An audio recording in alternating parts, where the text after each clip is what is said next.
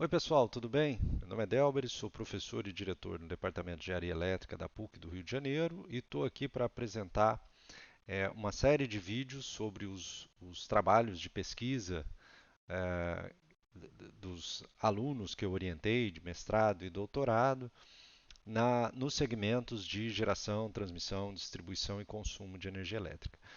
O objetivo destas apresentações, nessas videoaulas, é muito mais didático, tá, do que qualquer outra coisa. Então, eu procuro trazer aqui a ideia do artigo, a essência do que a gente quer passar em cada um desses trabalhos e evito entrar em muitos detalhes e simplificações que eventualmente a gente faz. Isso não invalida, obviamente, as conclusões que eu vou apresentar para vocês, mas é importante a gente ter em mente que é, o objetivo aqui é muito mais didático do que propriamente analisar em detalhes o que acontece no sistema elétrico. Então, das aplicações que a gente mostra aqui para as aplicações no sistema elétrico na realidade, pode ser que algum ajuste ainda tenha que ser feito, tá ok? Então vamos lá. No vídeo passado, a gente falou sobre o MRE, o Mecanismo de Realocação de Energia, que é um mecanismo que ajuda os geradores hidroelétricos, né, a ter mais estabilidade nos seus rendimentos, na renda associada à produção de energia.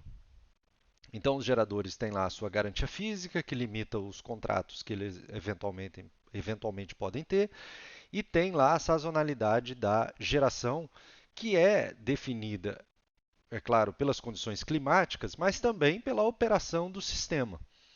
E aí o gerador pode ficar exposto ao preço de curto prazo e eventualmente ter problemas lá nos seus fluxos de caixa. Tá? Então, isso a gente discutiu uma proposta que poderia minimizar esse problema do MRE, agregando outras fontes renováveis, como eólica, como biomassa, ao portfólio do MRE.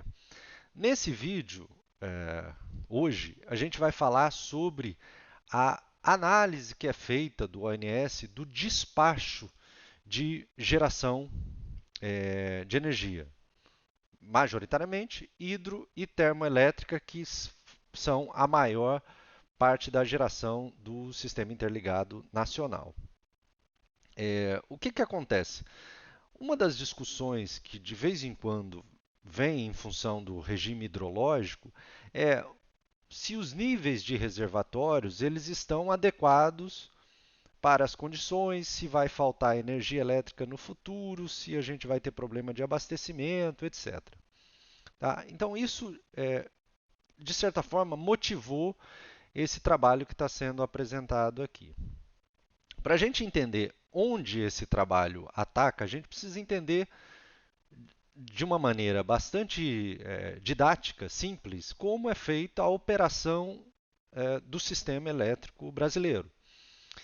E basicamente, né, quem define a operação do sistema elétrico brasileiro é o ONS, o Operador Nacional do Sistema, e ele faz isso simulando cenários hidrológicos para o futuro, a quantidade de energia que vai estar disponível nas termoelétricas, a quantidade de energia disponível nas hidroelétricas, nas eólicas, enfim, ele faz uma análise da disponibilidade de energia que a gente vai ter no futuro, da hidrologia, do consumo, e a partir dessa análise é definido qual é o despacho que a gente vai ter de energia elétrica, ou seja, quanto que eu vou usar de termoelétrica e quanto que eu vou usar de hidroelétrica.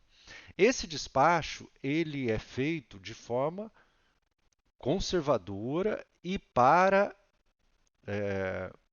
minimizar o risco de déficit, ou seja, o risco de faltar energia elétrica.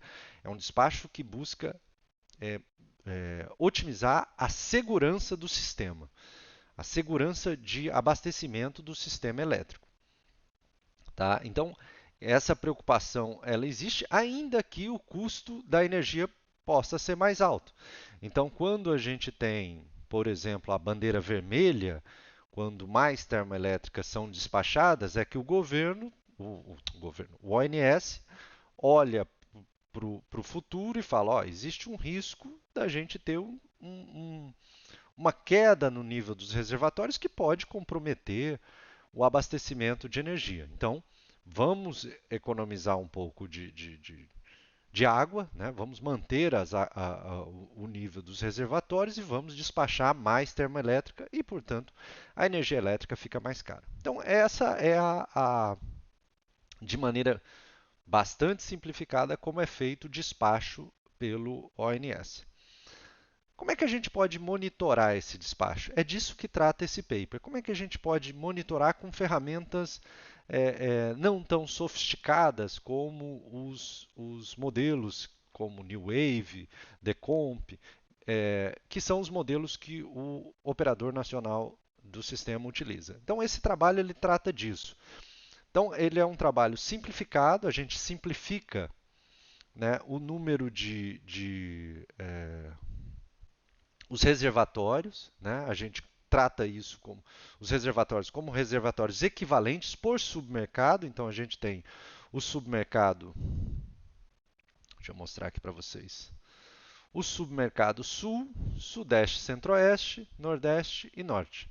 Então, a gente vai tratar esses submercados considerando os reservatórios equivalentes. E esse modelo propõe uma análise para saber se os reservatórios dessas áreas eles estão num nível apropriado. Como a gente faz isso? A gente vai no futuro. Então, vamos olhar. A gente está em janeiro, por exemplo, e olha novembro, um ano à frente, né? 11 meses à frente. Então, a gente vai lá em novembro e a gente estabelece o nível dos reservatórios. Tá? Nesse caso aqui do trabalho, a gente colocou que o nível dos reservatórios do Sudeste e Centro-Oeste tem que estar em 10%. É o mínimo que eu exijo que esteja lá no final do período. No Sul tem que estar em 30%, no Nordeste 22,5% e no Norte 10,7%. Podia ser outros valores? Poderiam ser outros valores. Tá? Isso foi o que a gente fez para o nosso estudo. E aí o que a gente faz? A gente, voltando para janeiro, né? A gente está em janeiro, vai lá em novembro, estabelece o nível dos reservatórios e começa a fazer uma análise com base na geração histórica do sistema, pegando um período de tempo bastante significativo, são 80 e poucos anos, 88, se não me engano, dentro do histórico de análise, e a gente faz com que, para todos os cenários, a geração que a gente precisa ter ao longo do ano, ela respeite esse limite que foi estabelecido lá em novembro. Né? Ela respeite o limite que foi estabelecido lá em novembro. Então, o nosso modelo propõe, dado essa restrição, a gente coloca essa restrição, minimizar, né, o nível dos reservatórios. Então, lá no final, a gente vai bater com o nível que foi estabelecido, sujeito a um conjunto de restrições que vão desde qual a quantidade de divertimento que é possível ter nesses reservatórios, o nível máximo de geração, o nível mínimo de geração, enfim. Nesse sentido, o modelo é bastante completo em relação à modelagem, digamos assim, dessa usina equivalente. Então, o que a gente quer? A gente quer o seguinte, ó, a gente quer estabelecer um nível meta lá em novembro.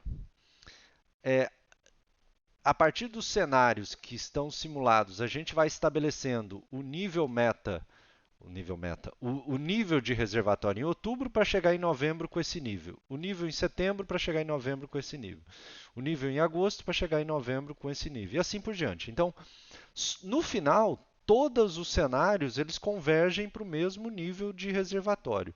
Mas, ao longo dos meses, né, obviamente, um vai poder reservar um pouco mais de água, o outro um pouco menos, porque as condições são diferentes em cada um dos cenários que a gente estudou. Tá bom? Então, com isso, a gente vai chegar lá em janeiro, sabendo o nível mínimo de reservatório que a gente tem que ter, para quando novembro chegar, a gente respeite o nível que foi estabelecido. Bom, muito bem. Essa análise foi feita, né, considerando os, os cenários do histórico de dados que a gente tem. Deixa eu ver se eu consigo achar ele aqui. Aqui, ó. Foi resolvido um total de 1936 problemas de otimização não linear, porque a gente considera. Aqui, ó. Com histórico de dados de 1931 até 2018. Então a gente usou esse histórico para analisar e depois eu vou mostrar para vocês o que aconteceu em 2019 e como é que a gente pode usar o resultado para analisar o ano de 2019.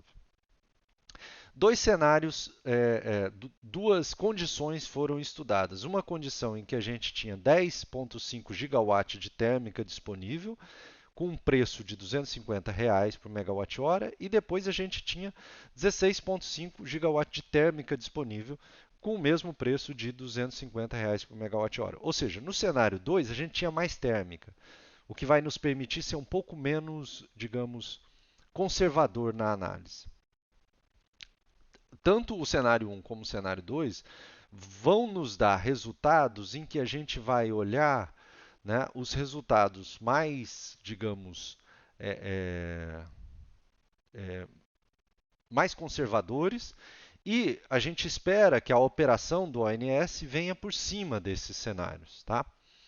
Então, supondo que a gente utilizou essa condição aqui, né, Sudeste, Centro-Oeste, Sul, Nordeste, Norte, e foi feita a análise, ó, a gente tem o seguinte resultado. Então, para o Sudeste, começa aqui em 10, e aí a trajetória que tem que ter os cenários, né, o nível dos reservatórios é essa que está apresentada aí para cada um dos cenários, de maneira que a gente consiga chegar nos 10 que foi estabelecido.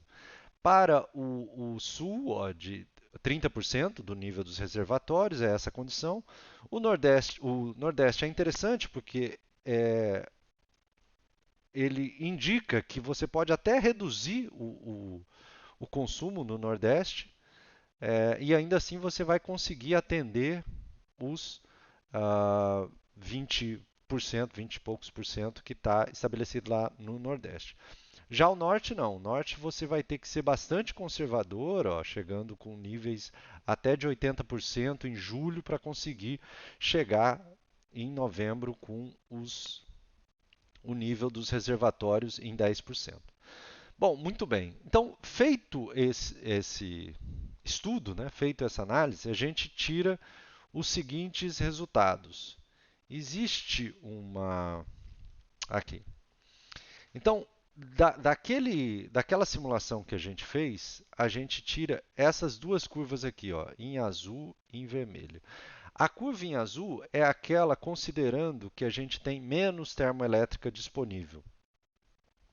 Então, a gente tem que ser mais conservador. Então, essa curva que vocês estão vendo aqui é a média das curvas mais altas, digamos assim, do sistema. Tá? Aqui a gente está tratando um sistema interligado, não está tratando um único submercado. Então, essa aqui é a curva mais alta do sistema. E essa aqui, ó, que a gente está chamando de curva crítica, em vermelho, é a curva mais baixa porque você tem uma maior disponibilidade de térmica, então você pode se dar ao luxo de manter os reservatórios menos cheios. Bom, é, dada, dadas essas duas curvas, o que aconteceu em 2017, 18 e 19? Lembrando que 17 e 18 estão dentro do nosso modelo, o 19 não está. A gente observa que o que aconteceu de fato, né, manteve os reservatórios acima, na grande parte dos cenários, né, considerando os cenários críticos e os cenários de atenção, que a gente chama, os cenários de 2000, os cenários não, o que aconteceu em 2017, 18 e 19, do nosso ponto de vista, né, do ponto de vista da análise desse resultado, foi conservador, ou seja, mantém os reservatórios dentro do nível meta que foi estabelecido aqui no final do período. Tá? Obviamente, se você estabelecer níveis metas diferentes, como por exemplo, vamos chegar aqui no final do período com 30%. aí os 17, 18, 19, 20 não estariam dentro dessa restrição, tá? Mas de acordo com essa análise, né, se a gente estabelecer uma restrição de 14% para o reservatório Brasil, né, agora não por submercados, a gente consegue analisar o que foi feito pelo ONS ao longo dos últimos anos e perceber que está adequado ou não a partir desse estudo, dessa análise. Então, esse artigo ele traz uma ferramenta de avaliação, né, do despacho que é utilizado pelo ONS e que permite você monitorar de uma forma mais macro, né, de uma forma mais abrangente, como estão os níveis dos reservatórios, considerando níveis metas no final do período que você quer analisar. Tá? Então, acho que é uma ferramenta interessante para se observar a operação do sistema elétrico e até fazer algumas indicações sobre a operação, se está sendo muito ou pouco conservadora para determinados períodos, para determinados ciclos, né, hidrológicos. Beleza? Então, era isso que eu queria apresentar para vocês. Esse trabalho, antes que eu me esqueça, ele foi feito pelo Gabriel Godinho, né, e em parceria aqui comigo, e foi o trabalho de mestrado dele. E eu acho que é bastante interessante para a gente entender como é que funciona o sistema, a operação do sistema de energia e como a gente pode monitorá-lo. Tá ok? Então, até a próxima.